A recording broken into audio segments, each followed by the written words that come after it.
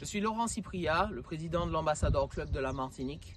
Je fais ce discours aujourd'hui depuis la Villa Jean Monnet, propriété du Parlement européen, pour la paix en Europe et dans le monde. J'ai intitulé ce discours « Que vis pacem memoria maquit », en français qui vise la paix aiguise sa mémoire. Mais j'ai également hésité avec un autre titre et l'histoire choisira celui qu'il retiendra. En tout cas, c'est « Foutez-nous la paix ».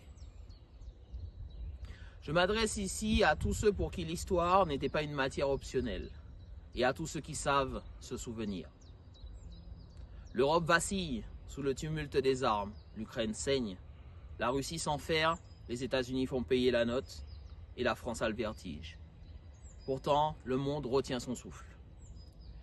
C'est la France, patrie de l'art diplomatique, qui ne peut être ni spectatrice, ni impassible, ni va-t-en-guerre aveugle. C'est elle qui doit être l'architecte d'une paix juste, ferme et durable, pour mériter vraiment ses lauriers. Je n'ai pas de leçon à donner ici, juste à rappeler celles que vous avez déjà apprises. Que pour bien parler de paix, il ne faut pas avoir peur des mots. D'abord, l'intégrité des nations. L'Ukraine est une nation souveraine et aucun char, aucune intimidation ne saurait effacer ce droit inaliénable. J'ai pu le constater de mes propres yeux quand je m'y suis rendu, seul et sans escorte, en 2023. Mais la souveraineté n'est pas synonyme d'hostilité perpétuelle.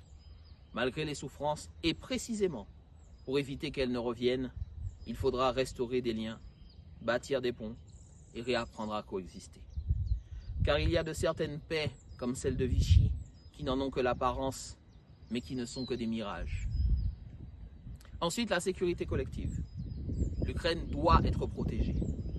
Mais la Russie ne peut pas être non plus enfermée dans une logique d'assiégé permanente. Il faut une réforme et une refonte stratégique, un équilibre où chacun trouve sa place sans crainte ni domination. Et enfin, la justice.